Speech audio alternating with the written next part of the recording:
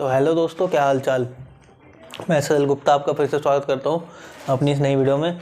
तो आज हम क्या करेंगे, जैसे हमारी यूनिट हमने स्टार्ट करी थी तो उसमें अब हमारे पास इंडेफिनेट इंटीग्रल्स है। ठीक है, तो यहाँ पे मैं लिख देता हूँ इंटीग्रेशन। इसको समझेंगे थोड़ा डीपली। ठीक है, इसका मतलब बेसिक्स आपको मैं समझाऊंगा और उसकी एप्लीकेशंस आप ना फिर उसके बाद खुद ही सॉल्व कर सकते हो। ठीक है, आपको मेन क्या है, आपको बेसिक समझ में आना चाहिए कि हम इसको सॉल्व कैसे कर रहे हैं। अच्छा, और क्या है कि अभी तक अगर आपने मेरा चैनल सब्सक्राइब नहीं करा तो प्लीज़ आप सब्सक्राइब कर लो, अपनी फैमिली को थोड़ा बड़ा करते हैं। ठीक है, आपके साथ ही ये हो सकता है। ठीक है, तो अब देखो इंटीग्रेशन अगर हम देखें तो इंटीग्रेशन ना मेरे पास क्या होते हैं, दो टाइप होते हैं इंटीग्रेशन के। ठीक है, सबसे पहले मैं आपको बता दूं कि सर जो हमारे कैलकुलस होती है वो हमारे पास मेन ब्रांच होती है मैथमेटिक्स की, मेन ब्रांच ऑफ मैथमेटिक्स। ठीक है, और ये कैलकुलस जो फॉर्म होती है वो मेरे पास क्या होती है, डिफरेंशियल प्लस इंटीग्रल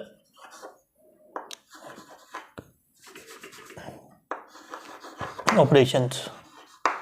इनसे मिलकर के मेरे पास कैलकुलस बनती है। ये दो मेन इसके वो होते हैं। ठीक है, अब देखो सर इंटीग्रेशन जो है मेरे पास वो ना मेरे पास दो टाइप्स का होता है। एक आपके पास क्या होता है सर, इंडेफिनेट इंटीग्रल।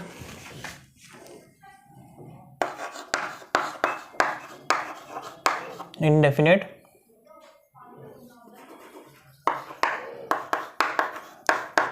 इंटीग्रल और एक के पास क्या होता है, डेफिनेट।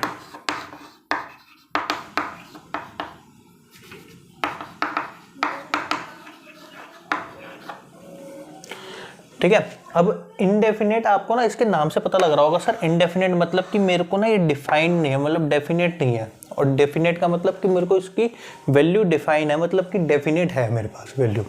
यानी ये मेरे पास किस पे काम करता है, जनरल सॉल्यूशन पे, और ये मेरे पास किस पे काम करता है, पर्टिकुलर सॉल्यूशन पे। अभी मैं समझाऊंगा सारी चीज़ें, पर्टिकुलर सॉल्यूशन और जनरल सॉल्यूशन क्या है, आपको सारी चीज़ें क्लियर होंगी। ठीक है, फॉर एग्जांपल कि मैं अगर आपसे बात करूं कि सर, बहुत ध्यान से समझना, x यहीं पर ही समझते हैं, एक्स स्क्वायर का अगर आप d/dx निकालो तो मेरे पास क्या आता है, एक्स स्क्वायर का d/dx निकालोगे तो आपका 2x आता है। ठीक है, अब इसने ये बोला कि सर अगर ये 2x आ रहा है, लेट अस सपोज कि अगर ये 2x आ रहा है आपके पास, तो मैथमेटिशियन ने सोचा कि सर आप इससे यहाँ पर आ रहे हो तो आप इससे यहाँ पर भी तो आ सकते हो। ठीक है, तो इससे यहाँ पर पहुँचने के लिए ही हम इंटीग्रेशन का इस्तेमाल करते हैं। यानी बहुत छोटे छोटे फंक्शंस को मिला करके एक बहुत बड़ा फंक्शन बनाने को इंटीग्रेशन कहते हैं। आप इसको एक छोटे से शब्दों में ऐसे समझ सकते हो। अच्छा, दूसरी चीज़ कि सर अगर मैं इसमें देखूं ध्यान से तो 2x जो है मेरे पास सिर्फ एक्स स्क्वायर को डिफरेंशिएट करने पर आएगा। सर कहना क्या चाहते हो, समझ में नहीं आ रहा। देखो एक्स स्क्वायर प्लस 2 का, एक्स स्क्वायर प्लस 3 का, अगर मैं इन दोनों का डिफरेंशिएशन करूं तो मेरे पास क्या आएगा सर, 2x प्लस 0, और इसका भी क्या आएगा 2x प्लस 0, और ये भी मेरे पास इक्वल टू किसके हैं, 2x और 2x के इक्वल हैं। समझ रहे हो ना। तो इसका मतलब सर अगर मैं इसको यहाँ से इंटीग्रेट करके ये बनाना चाहूँ तो मेरे पास तो एक्स स्क्वायर ही आएगा ना, और मैं ये प्लस ये कैसे मुझे पता लगेगा। कहने का मतलब ये है। ठीक है, अब बहुत ध्यान से समझो, ये मैंने आपको थोड़ा जल्दी बता दिया लेकिन अभी आपको समझ में आएगा ये क्या है। ठीक है, थोड़ा बने रहो वीडियो में, अच्छा मज़ा आएगा आपको। देखो इंटीग्रेशन का जो बेसिक रूल होता है वो क्या, किस पे डिफाइन होता है, वो होता है सर x की पावर, अगर आपको n का इंटीग्रेशन करना है, ये इंटीग्रेशन का सिंबल होता है, बहुत बेसिक से बता रहा हूँ। इंटीग्रेशन का सिंबल होता है ये xn हो गया, dx हो गया। ठीक है, अब क्या करोगे सर, इसका बेसिक सा रूल ये है कि सर पावर ऊपर प्लस हो जाती है और इसमें भी नीचे डिनोमिनेटर में आके प्लस हो जाती है, और इसके अंदर हम प्लस c लगा देते हैं। ठीक है, तो ये बेसिक रूल है। इसको क्या कहते हैं, सिंपल इंटीग्रेशन। क्या कहते हैं, सिंपल इंटीग्रेशन। इतनी बात आपको समझ में आ गई होगी। ठीक है, कोई दिक्कत यहाँ तक। अच्छा, तो ये जो था ना, ये मैं आपको बताना चाह रहा था, तो ये ना ये सी है, ठीक है। अब मुझे तो नहीं पता ना कि सर जो मेरे पास एक्स स्क्वायर प्लस 2 को डिफरेंशिएट करने पर ये आया है या फिर एक्स स्क्वायर प्लस 3 को डिफरेंशिएट करने पर ये आया है मेरे पास, मुझे तो नहीं पता ना। इसलिए हम क्या करते हैं, इसमें ना सी लगा देते हैं, ताकि हो सकता है अगर कोई कांस्टेंट इसके अंदर हो फंक्शन के अंदर तो ऑटोमेटिकली जीरो हो जाए, इसलिए हम इसमें यहाँ पे सी लगा देते हैं, ठीक है। इतनी बात आपको समझ में आ गई होगी। अच्छा, तो इनडेफिनेट में थोड़ा सा मेरे को आपको यही समझाना था, तो ये आपको हो गया, ठीक है। इसके बाद इसके अंदर क्या आता है, एक लॉगरिथम फंक्शन होता है, एक्सपोनेंशियल फंक्शन का इंटीग्रेशन होता है, ठीक है। होते हैं इसमें थोड़ी सी बेसिक चीज़ें होती है, अभी मैं आपको समझाऊंगा, ठीक है। इनडेफिनेट क्या होता है, डेफिनेट क्या होता है, डेफिनेट में सिंपल सा प्रोग्राम होता है हमारे पास कि सर अगर मेरे पास कोई इक्वेशन गिवन है, ठीक है, तो उसका कोई ना कोई कर्व भी एग्जिस्ट करेगा, इतना तो आपको पता है। तो अगर मैं एज्यूम करूं कि सर मेरे पास ना ये कर्व ये है, कोई कर्व है, ये ऐसे जा रहा है, ठीक है, और इसने ये बोल दिया कि सर आप ना इसका जितना ये एरिया ऑक्यूपाई कर रहा है, अब वो एरिया मुझे बताओ कितना इसने एरिया ऑक्यूपाई करा। तो आप क्या करोगे, इसको जैसे इसने बोल दिया कि सर ए से बी तक आप इसका एरिया बता दो मुझे, ये वाला ए से बी तक इसका एरिया बता दो, ठीक है। तो आप क्या करोगे, सर इसके अंदर एक ना स्ट्रिप लोगे, ठीक है। स्ट्रिप क्यों ली जाती है, ठीक है, इसके बारे में ना मैंने काफ़ी डिटेल में पढ़ा रखी है वीडियो 12th क्लास की, वो आप जाके देख सकते हो, ठीक है। तो एक ही स्ट्रिप लेते हैं हम, और इसको स्ट्रिप को क्या ले लेते हैं, ये ना डेल एक्स की लेंथ ले लेते हैं, और इसका जो फंक्शन होता है ये एफ एक्स होता है, ठीक है। एफ एक्स मतलब कि वाई को हम जो है एफ एक्स लिख सकते हैं। अरे समझे नहीं क्या, देखो जैसे मेरे पास कोई फंक्शन दिया हुआ होता है एक्स स्क्वायर प्लस 2, और इसको हम Y is equals to X square plus 2 भी लिख देते हैं ना।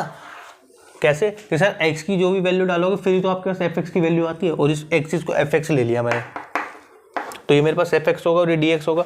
तो मैं क्या करूँगा, sir F x into D x, क्यों, क्योंकि सर मुझे स्ट्रिप की लेंथ निकालनी है, ठीक है, और वो कितनी बार हुई हुई है, ए से बी के बीच में हुई हुई है, तो उनको इंटीग्रेट कर दिया आपने, मतलब कि सबको एक साथ जोड़ दिया, तो ये आपके पास डेफिनेट हो जाता है, ठीक है। इतनी बात समझ में आई, ठीक है। अगर ये देखो, ये अगर आपको अभी तक समझ में नहीं आया ना, तो इसमें क्वेश्चंस में जब कराऊंगा ना आपको सारी चीज़ें क्लियर हो जाएंगी, ठीक है। अब चलता हूँ मैं, एक दो टॉपिक मैं इसमें समझाता हूँ आपको, फॉर्मूलास वगैरह, फिर हम चलते हैं नेक्स्ट क्वेश्चन पे। तो अब देखो इसके ना 3 सवाल कराता हूँ आपको, ताकि ना थोड़ा आपको आइडिया हो जाएगा कि इंटीग्रेशन है क्या। अगर मैं इसको देखो इंटीग्रेट करूँ, तो मैंने आपको बताया था सर इंटीग्रेशन का बेसिक रूल बताया था। तो बेसिक रूल क्या था कि सर अगर आप इसका इंटीग्रेशन कर रहे हो तो इसको कैसे लिख दोगे, एक्स की पावर n+1 यानी 1+1 अपॉन 1+1 प्लस सी। तो आपके पास ये क्या आ जाएगा, एक्स स्क्वायर अपॉन 2 प्लस सी, ये इसका आंसर हो गया, ठीक है। यानी अगर मेरे पास सिर्फ x एक सिंगल यूनिट है तो मैं उसको डिफरेंशिएट कर सकता हूँ, ठीक है। अभी इसमें क्या होगा, अगर मैं इसमें ध्यान से देखूँ, अच्छा अगर यहाँ पे ना एक छोटा सा सवाल एक और ले लेते हैं, सर अगर मेरे को ये दिया वो सिंपल, तो इसमें हम क्या करते हैं, इसमें डायरेक्ट जो है मेरे पास ये 1 है, ठीक है, 1 और dx है, ऐसे है, तो इसको मैं डायरेक्ट x प्लस सी लिख देता हूँ, ठीक है। इतनी बात समझ में आ गई।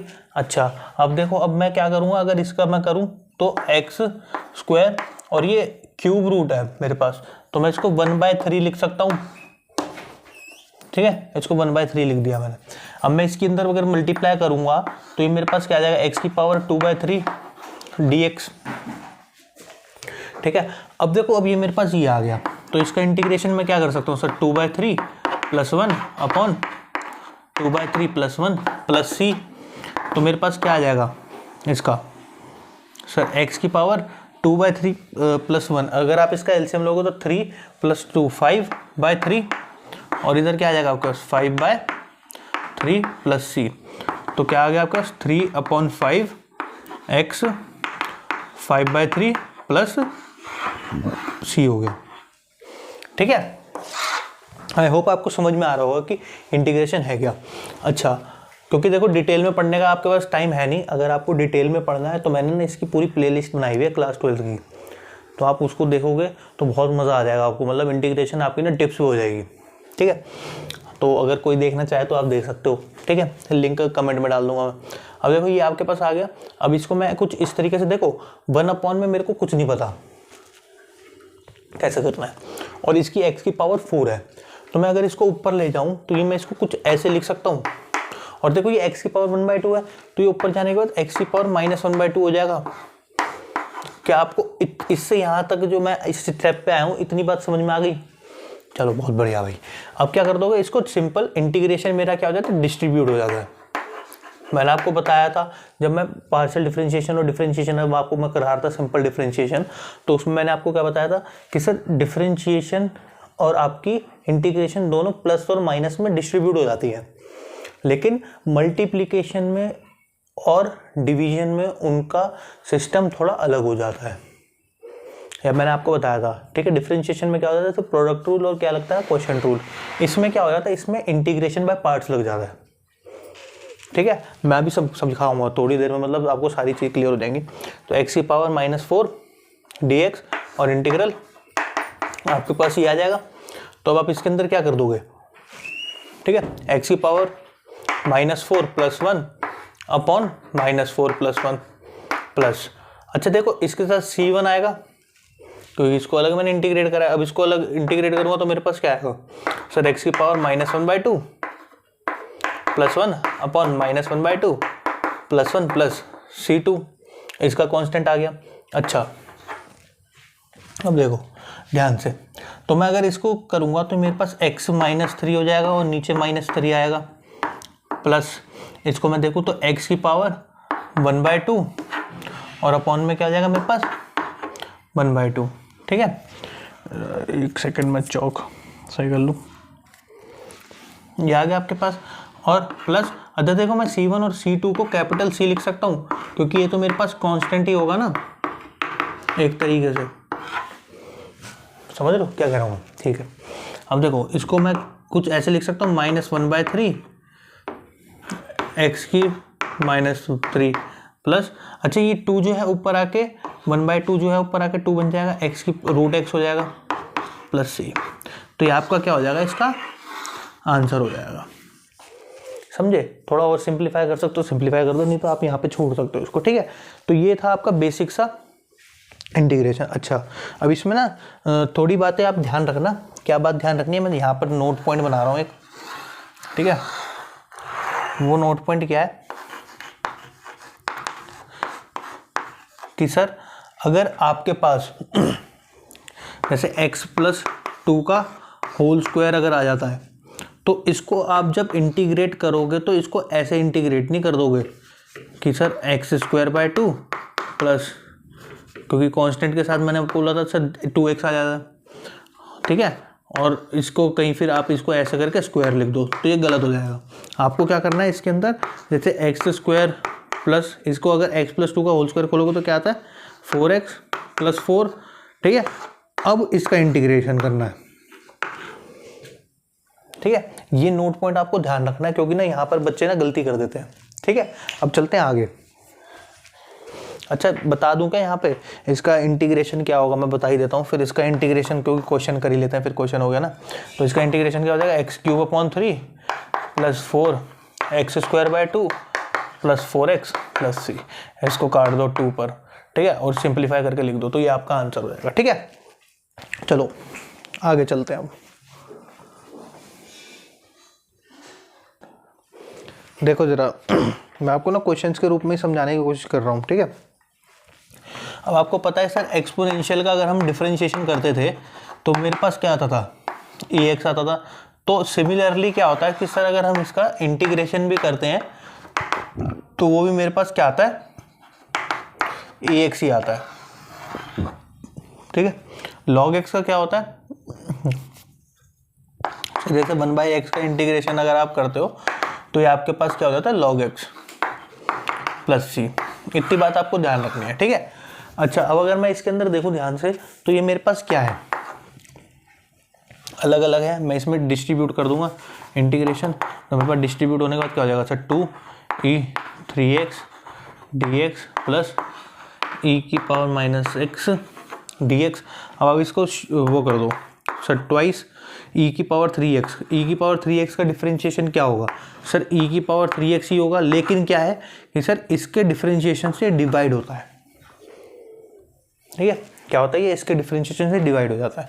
ठीक है, प्लस इसका करोगे सर ई की पावर एक्स का ई की पावर एक्स हो गया, लेकिन क्या है इसके डिफरेंशिएशन से डिवाइड होगा। इसका डिफरेंशिएशन क्या होता है? प्लस सी। ठीक है, तो इसका आंसर मेरे पास ये आ गया।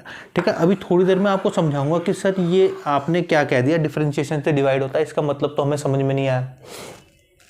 ठीक है, तो अभी थोड़ी देर में समझाऊंगा, पहले मैं आपको ना सब्स्टिट्यूशन मेथड समझाने की कोशिश करूंगा।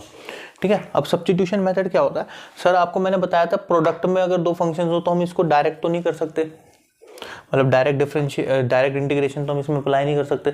तो इसमें क्या होता है, इसके अंदर एक छोटा सा बेसिक सा रूल लगता है, वो क्या है? Substitution method. क्या लगता है? Substitution method. ठीक है, सब्स्टिट्यूशन मेथड वो होता है कि सर अगर आपको फंक्शन के अंदर उस फंक्शन का डिफरेंशिएशन मौजूद मिल जाए तो आप कर देना सब्स्टिट्यूशन। जैसे कि सर मैं एक कोई एग्जांपल, एक क्वेश्चन लेता हूं आपके पास, वो कुछ क्वेश्चन इस तरीके से है कि सर 3x² x³ + 1 dx ये है मेरे पास। ठीक है, अब अगर आप ध्यान से देखो तो सर मेरे पास x³ + 1 का अगर मैं डिफरेंशिएशन करूं तो मेरे पास 3x² आएगा कि नहीं आएगा? आएगा भाई, आएगा।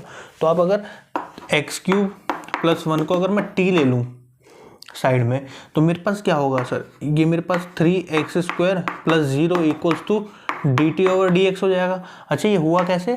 Differentiating on both side with respect to x। ठीक है, तो मैं इसको ऐसे लिख सकता हूँ, देखो 3x² dx को अगर मैं इधर ले आऊँ तो dx = dt। तो यानी सर 3x² और dx की जगह मैं क्या लिख सकता हूँ? dt लिख सकता हूँ। अब क्या बचा मेरे पास? ये पूरा, और जिसको मैंने क्या लिया था? t लिया था।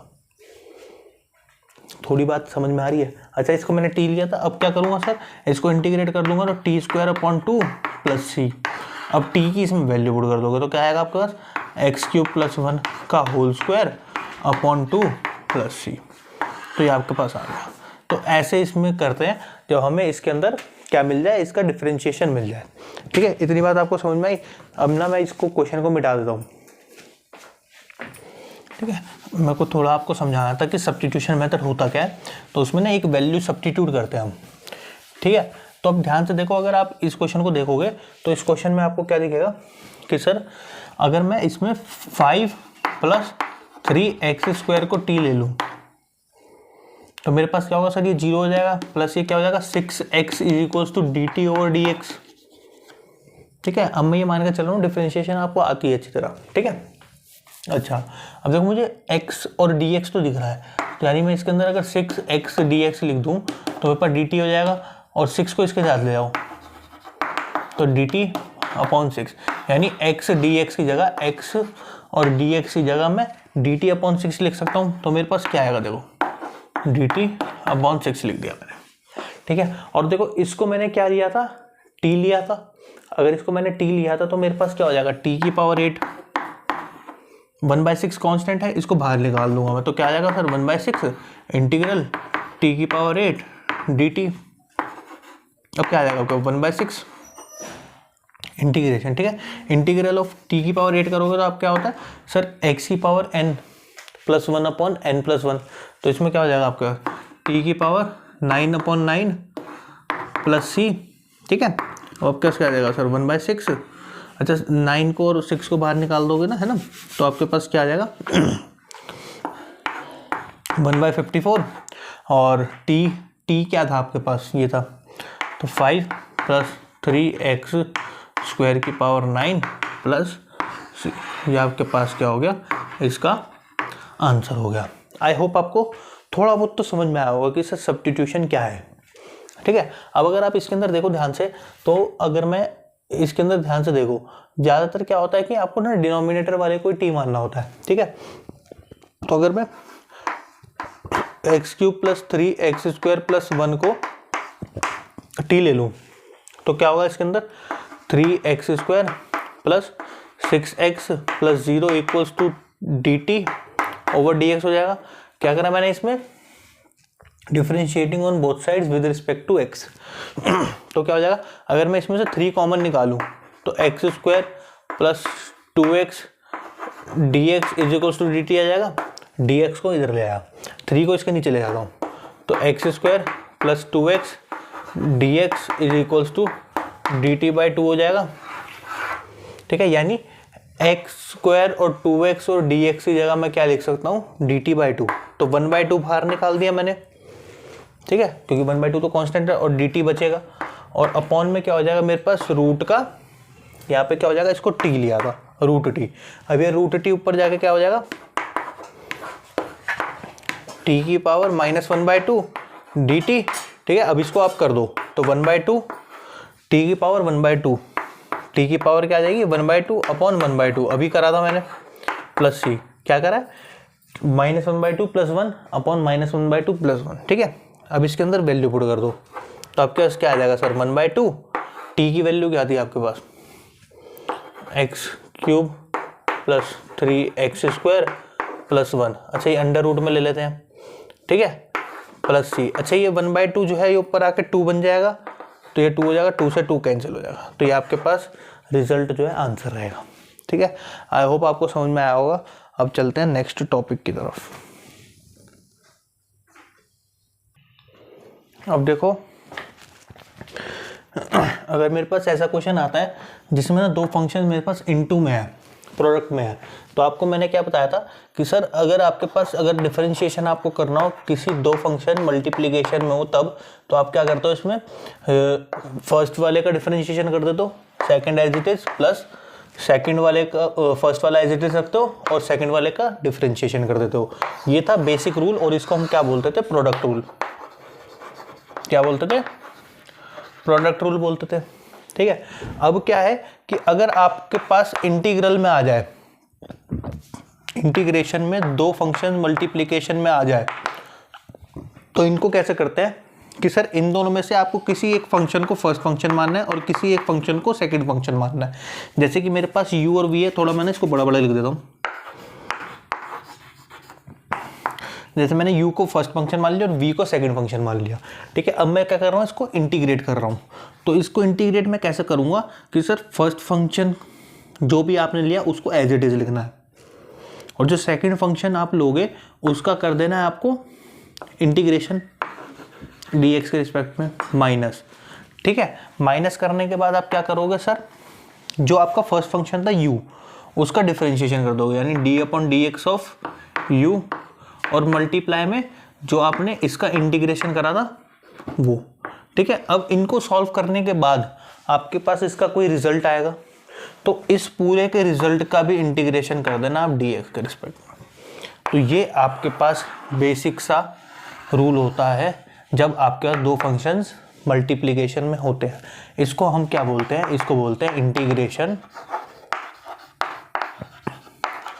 By parts, integration by parts बोलते हैं।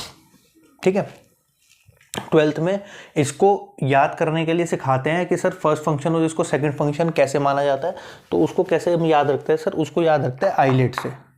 ठीक है, ये आपको ध्यान रखना है। अब आइलेट क्या है सर, इसका मतलब होता है ITF। ITF का मतलब इनवर्स ट्रिग्नोमेट्रिक फंक्शन। ठीक है, ये आपके सिलेबस में है नहीं, तो आपका ये I खत्म हो गया। L का मतलब होता है सर लॉगरिथम, लॉगरिथम आपके में है। ठीक है, एल्जेब्रिक फंक्शंस, A का मतलब एल्जेब्रिक फंक्शंस। ठीक है, T का मतलब ट्रिग्नोमेट्रिक फंक्शंस,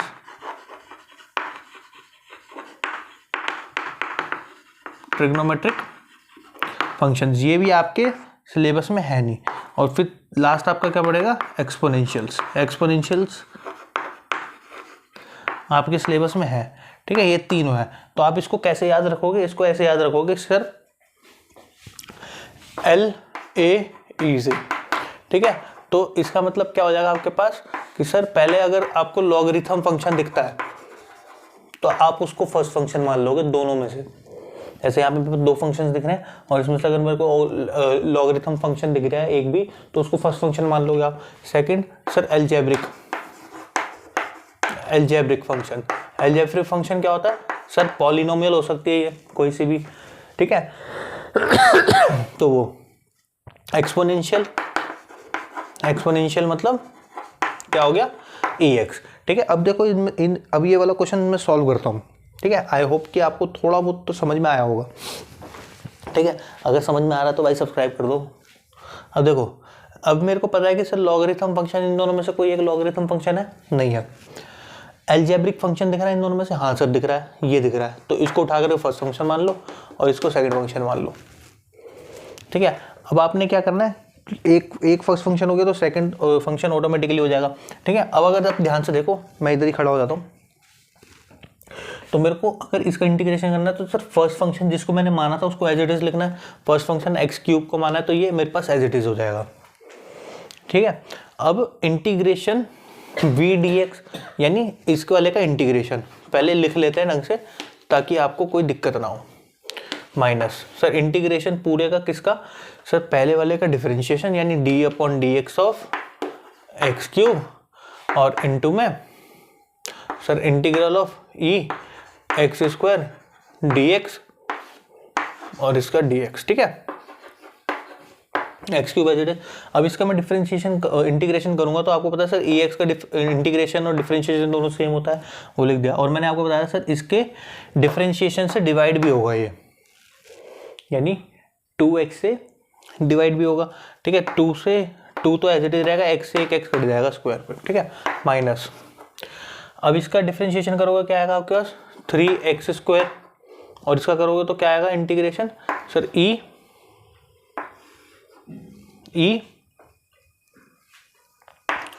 x² अपॉन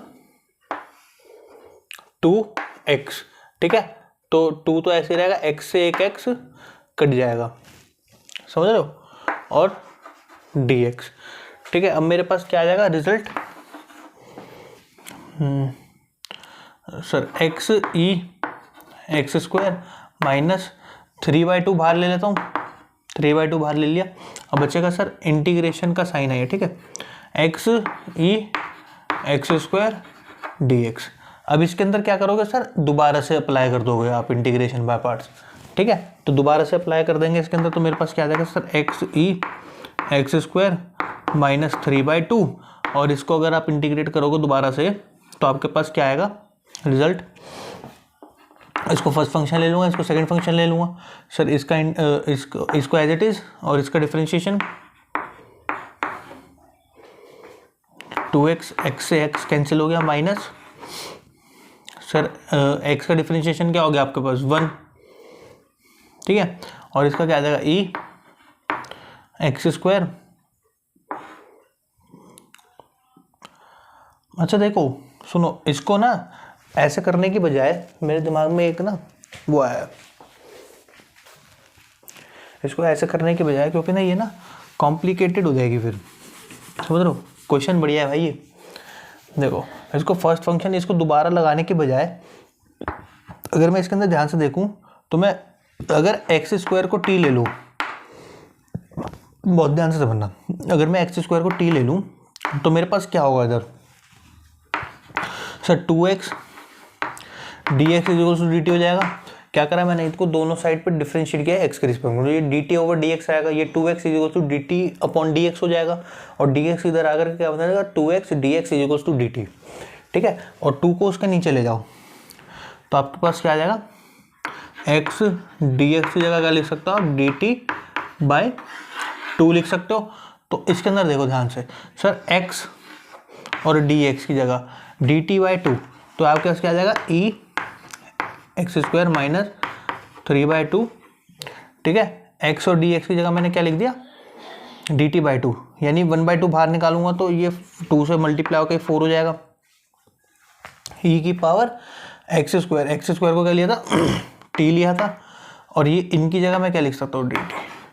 तो मेरे पास फाइनल आंसर क्या बनेगा? समझ में आ रहा है भाई? ठीक है, बहुत बढ़िया सवाल। तो इसके बाद मेरे पास क्या बनेगा सर? x e की पावर x² माइनस 3/4 और ई टी का डिफरेंशिएशन क्या आ जाएगा, ई टी प्लस सी।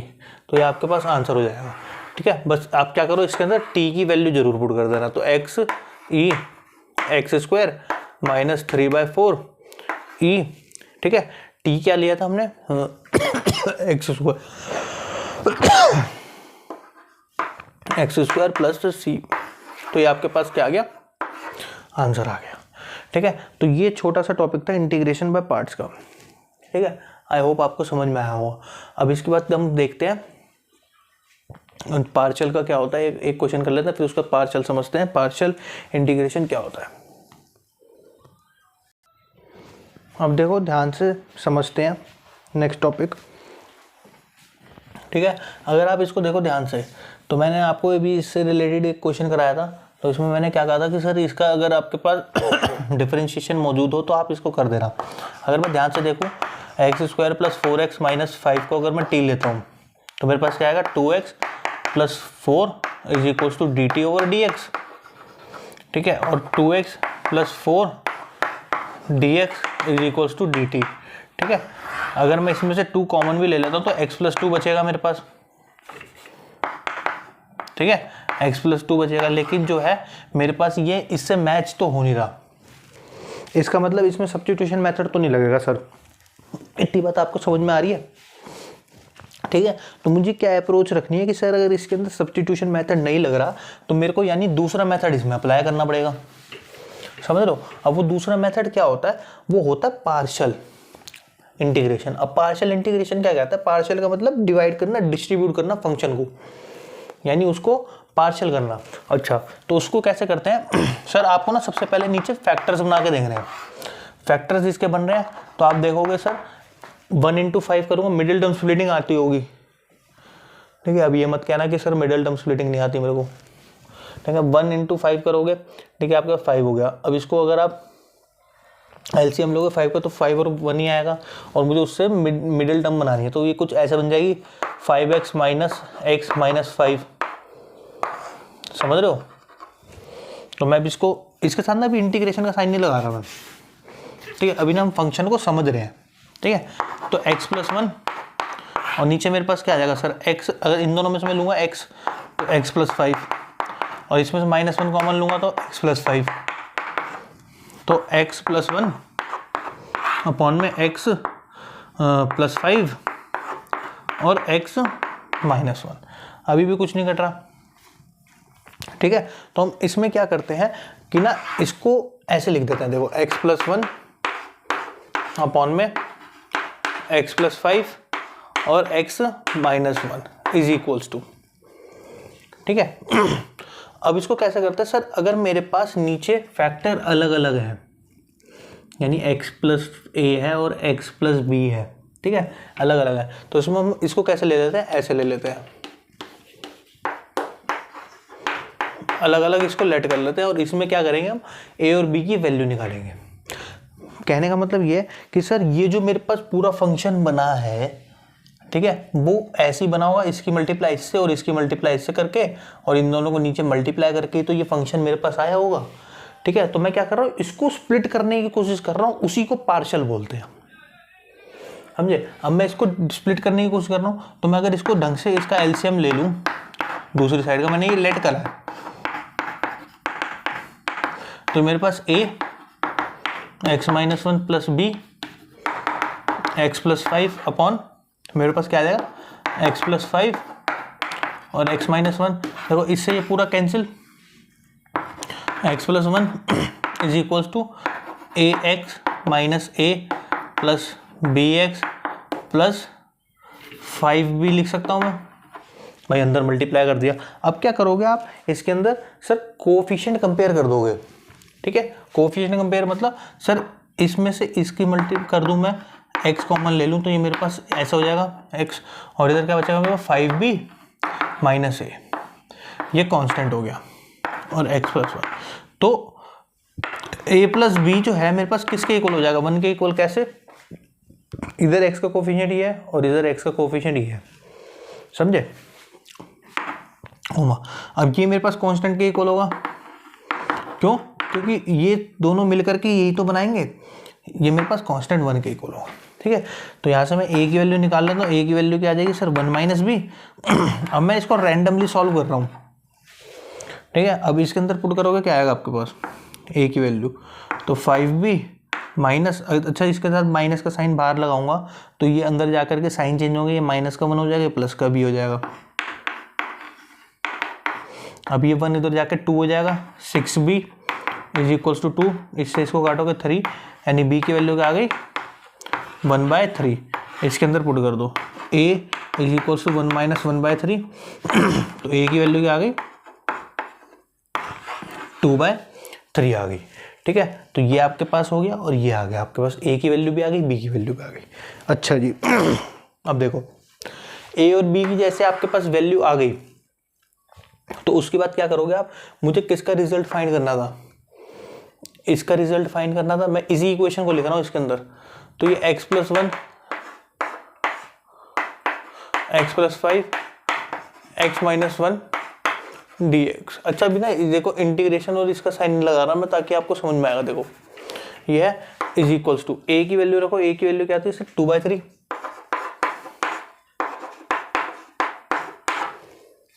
ठीक है, प्लस b की वैल्यू क्या आई है मेरे पास 1/3। ठीक है, अब मुझे इसका इंटीग्रल फाइंड करना था तो मुझे इनका इंटीग्रल कर दूंगा तो मेरे पास आंसर आ जाएगा। ठीक है, तो अब इसका इंटीग्रल फाइंड करते हैं। तो मेरे पास ये 2/3 बाहर ले लेता हूँ और ये मेरे पास क्या आ जाएगा x + 5 dx प्लस 1/3 बाहर 1/x - 1 dx।